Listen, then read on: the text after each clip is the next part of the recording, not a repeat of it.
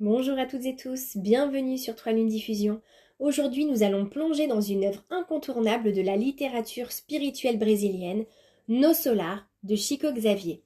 Alors, ce roman, qui a également été adapté en film, nous raconte une histoire riche en enseignements spirituels, mais aussi il est porteur de symboles inconscients et de dynamiques transgénérationnelles.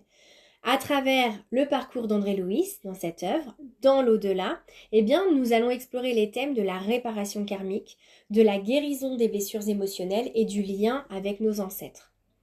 Donc, dans cette vidéo, nous allons analyser les personnages, les symboles cachés et comment cette œuvre peut nous aider à mieux comprendre nos propres mémoires et héritages transgénérationnels. Sans plus attendre, nous nous attardons sur le personnage d'André Louis, qui symbolise un voyage de réconciliation avec soi et avec le passé. Donc André Louis, c'est le protagoniste de Nos Solars.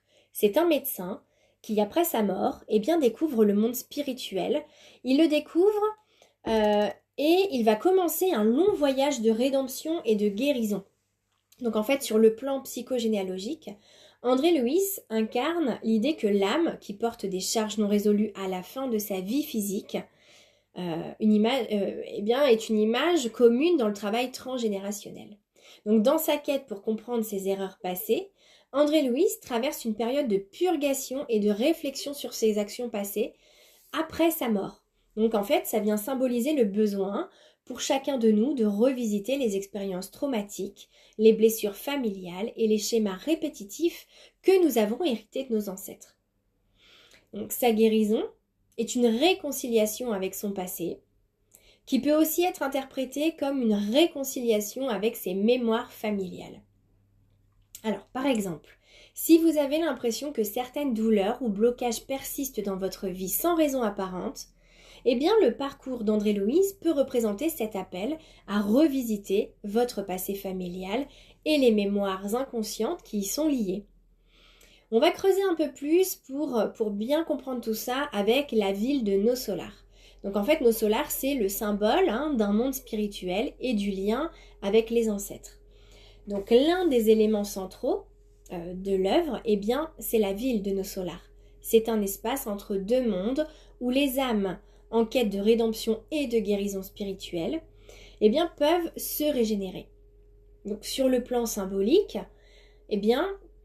cette ville représente l'idée d'un espace de transition, un lieu où nous pouvons reconnecter avec nos ancêtres, mais aussi libérer les karmas familiaux accumulés au fil des générations. Alors cette ville est aussi une représentation symbolique de la mémoire transgénérationnelle. Pourquoi ? Parce qu'elle vient comme une médiation entre le monde des vivants et le monde des morts. En fait, elle incarne cette idée que nous sommes tous connectés à nos lignées familiales, même après la mort, et que le processus de guérison transgénérationnelle continue dans l'au-delà. Alors, pour faire le pont avec votre histoire, vous allez pouvoir vous demander, si vous ressentez que vous êtes à un moment charnière en fait de votre vie, entre deux phases, comme dans une transition personnelle ou familiale, la ville de Nos Solars, qu'est-ce qu'elle vient réveiller en vous ? Est-ce qu'elle vient symboliser cet espace sacré où la guérison transgénérationnelle peut avoir lieu ? C'est ça qu'il faut se demander. On n'est pas attiré par les films et par les livres par hasard. C'est parce qu'ils viennent en effet miroir, en résonance avec ce que l'on a à l'intérieur. On va pouvoir maintenant continuer à creuser avec la leçon du service et de l'amour inconditionnel qui sont très présents dans cette œuvre. Donc en fait, dans cette histoire, André Louis découvre que l'une des clés pour évoluer spirituellement, c'est le service aux autres et à l'amour inconditionnel. Donc ces thèmes sont directement liés aux dynamiques familiales transgénérationnelles. Le service et l'amour sont des forces qui permettent de réparer les blessures ancestrales. Donc en aidant les autres, André Louis apprend à se libérer de ses propres douleurs et à guérir son passé. Cette notion de don spirituel que l'on retrouve souvent dans les familles est également centrale. En fait, certaines familles transmettent non seulement des traumatismes ou des blocages, mais aussi et heureusement des dons et des ressources. En fait, la capacité de soigner, de guider ou d'offrir un amour inconditionnel. Ce sont ce qu'on va appeler des capacités familiales qui vont se perpétuer à travers les générations et qu'il nous appartient de reconnaître et d'utiliser pour évoluer. Alors, par exemple, si vous avez ressenti un appel à aider ou à servir les autres, cela peut représenter un héritage spirituel transmis par vos ancêtres, une invitation à utiliser vos dons pour libérer vos lignées familiales et grandir spirituellement. Donc en fait, on va pouvoir aller davantage, on va creuser encore un petit peu. C'est-à-dire que les personnages de nos solars, sont là aussi comme guides spirituels et archétypes familiaux. Alors dans nos solars, on voit que André Louis rencontre plusieurs guides spirituels qui l'aident dans son processus de guérison. Donc en fait, ces personnages peuvent être interprétés, sur le plan psychogénéalogique, j'entends, comme des archétypes familiaux. Chacun d'eux vient représenter un aspect de la sagesse ancestrale, des enseignements cachés dans la mémoire de nos aïeux ou dans notre mémoire familiale, mais la famille au sens large, la famille spirituelle. Et puis ces êtres en fait qui viennent nous guider même dans les moments difficiles. Par exemple, dans l'histoire, on a le docteur Clarencio qui vient représenter la sagesse paternelle et le rôle du mentor familial, celui qui, au sein de la lignée, possède une vision plus globale et qui aide en fait à la réconciliation des tensions familiales. Il symbolise aussi l'idée que dans chaque famille, il y a des figures qui portent une sagesse transmise à travers les générations et souvent inconsciemment.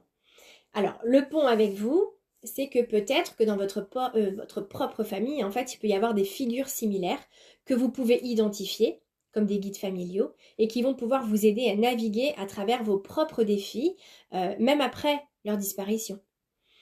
La notion aussi dans cette œuvre de temporalité et de karma transgénérationnel est très importante. En fait, l'un des aspects les plus fascinants de nos solars, c'est la manière dont la temporalité est perçue dans l'au-delà. En fait, le temps n'a plus la même structure que sur Terre, en fait. Et puis, cette nouvelle dimension temporelle reflète bien l'idée que les mémoires familiales et karmiques transcendent le temps. Ce que nous vivons aujourd'hui est souvent influencé par des blessures anciennes que nous portons depuis plusieurs générations.